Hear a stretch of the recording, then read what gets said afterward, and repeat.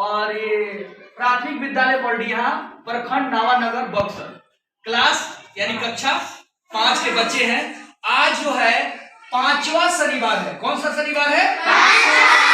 तो हम लोग हर शनिवार को मुख्यमंत्री विद्यालय सुरक्षा कार्यक्रम चलाते हैं। तो आज का जो टॉपिक है यानी सब्जेक्ट हम लोग रखा है स्वास्थ्य और स्वच्छता, यानी साफ सुथरा और कैसे हम लोग स्वस्थ रहेंगे और स्वच्छ रहेंगे, इसके बारे में। ठीक है ना? ये जरूरी है ना जी? पहले भी टीचर शिक्षक के द्वारा आप लोग को बताया गया है, लेकिन पुनः उसको फिर से बताया जा रहा है कि कैसे हम लोग साफ सुथरा रखेंगे।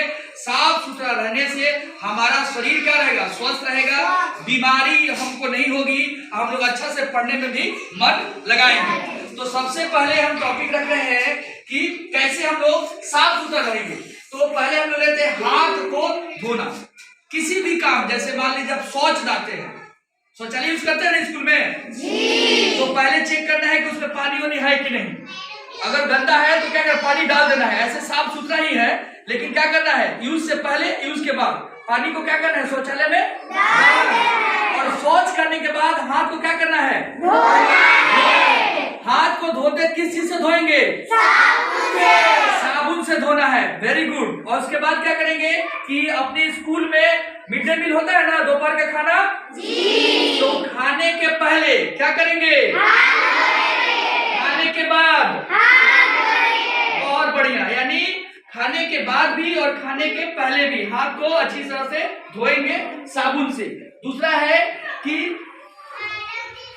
खांसी जुकाम आता रहता है, ये तो रुकने वाला चीज नहीं है। कभी खांसने का मन करता है तो कभी भी खांसते हैं और खांसी आता है, चाहे नाक में कभी भी छोटे बच्चे हो तो पेंसिल लगा देते हो, लगाते हो ना, तो ये सबसे बचना चाहिए। अगर नाक को साफ करते हैं तो उसके बाद क्या करना चाहिए? हाथ को धोना चाहिए। ये सब लोग जान गए हैं। ये तो हो गया विद्यालय की बात। अगर घर पे भी सुबह उठते हैं तो चेहरा को क्या करना चाहिए? साफ करना चाहिए। नित्य क्रिया यानी शौच जाने से बाद हाथों को क्या करना चाहिए?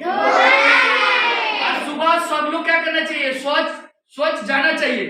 ये नहीं कि जब लगेगा स्वच्छ तब जाएंगे। शौचालय जाने के लिए जो भी हो शौचालय का यूज करना चाहिए। बाहर खुले में नहीं जाना चाहिए।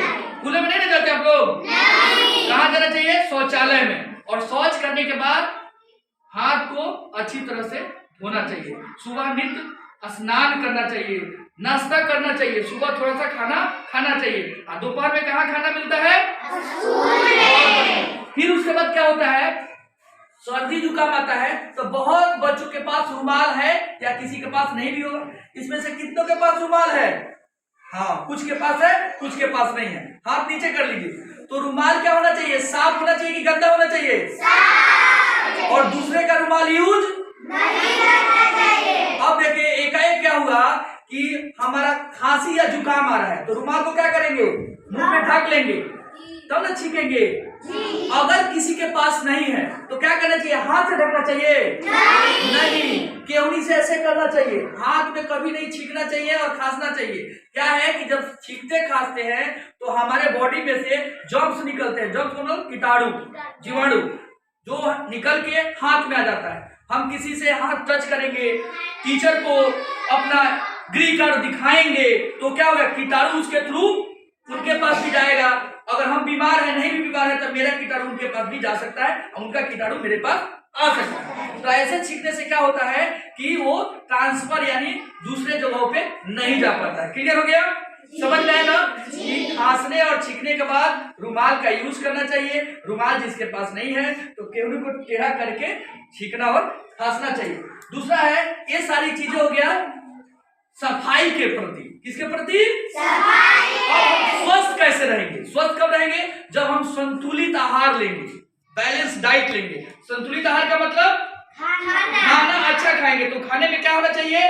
कार्बोहाइड्रेट होना चाहिए, प्रोटीन होना चाहिए, विटामिन होना चाहिए ना, रॉकेज होना चाहिए, वसा, यानी सारी चीजों का कॉम्बिनेशन होना चाहिए ना।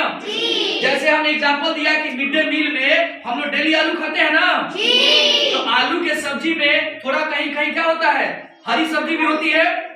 तो आलू से क्या मिलता है? कार्बोहाइड्रेट। क्या मिलता है? कार्बोहाइड्रेट। चावल डेली खाते हैं आप लोग, उसमें से क्या मिलता है? कार्बोहाइड्रेट। प्रोटीन। क्या मिलता है? प्रोटीन जो हमारे बॉडी को क्या करता है? ताकतवर बनाता है। कार्बोहाइड्रेट एनर्जी देता है, ऊर्जा देता है। जो हम लोग काम करते हैं, दौड़ते हैं, कूदते हैं, फांदते हैं, तो जो ऊर्जा मिलता है उसको किससे मिलता है? कार्बोहाइड्रेट से। और बीमारी से बचने के लिए हम लोग को ध्यान देना चाहिए कि खाने में फल फूल क्या होना चाहिए? अवेलेबल होना चाहिए, और हरी सब्जियां भी होनी चाहिए। ध्यान रखते हैं ना आप लोग? कितने बच्चे सब्जी नहीं खाते हैं? तो सभी को क्या करना चाहिए? घर पे सब्जी खाना चाहिए, और स्कूल में भी जो सब्जी मिल रहा है उसको भी खाना चाहिए। जैसे यहाँ पे दिया हुआ है, हमने लिखा भी है इसमें कि संतुलित आहार में साग सब्जी फल का भी उचित देखभाल करना चाहिए, खाना चाहिए। अब बहुत इंपॉर्टेंट है पानी। बहुत बच्चे पानी नहीं पीते हैं। घर के लोग डराता है, कहता है ना कि पानी पियो पानी पियो। पानी को पीना चाहिए। पानी अगर नहीं पिएंगे, पानी की कमी होगी, तो देखो क्या क्या हो सकता है। पानी की कमी से एक रास्ता, मतलब जो पढ़ाई, जो टीचर हम लोग पढ़ा रहे हैं, शिक्षक पढ़ा रहे हैं, तुम्हारा मन उसमें नहीं लगेगा। लगेगा? चिड़चिड़ापन हो जाएगा, नींद जैसा लगेगा, सुस्ती हो जाएगा। तो पानी को पीना चाहिए, ठीक है? प्रत्येक दिन खाने के आधा घंटे के बाद पानी पीना चाहिए। पानी से क्या क्या फायदा है? पानी अगर हम टाइम से पिएंगे तो हमारा जो पाचन शक्ति है वो क्या करता है? ठीक रहता है ना? और उसके बाद हमारे बॉडी यानी जो शरीर है उसका टेम्परेचर यानी तापमान को भी क्या करता है? संतुलित रखता है ना? इसीलिए स्नान करते हैं। तो आज का जो हम लोग का टॉपिक था स्वास्थ्य और स्वच्छता, सभी लोगों ने समझा है? जो बताया गया वो करेंगे ना आप लोग? चलिए एक बार सभी ताली बजाइए।